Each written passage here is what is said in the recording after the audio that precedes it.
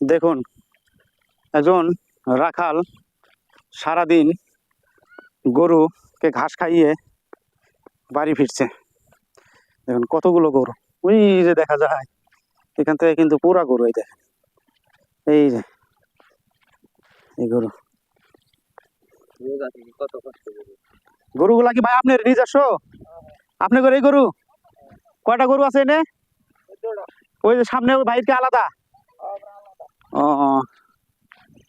তো দর্শক শুনলেন, কষ্ট করে চরের ভিতরে গরু পোষে।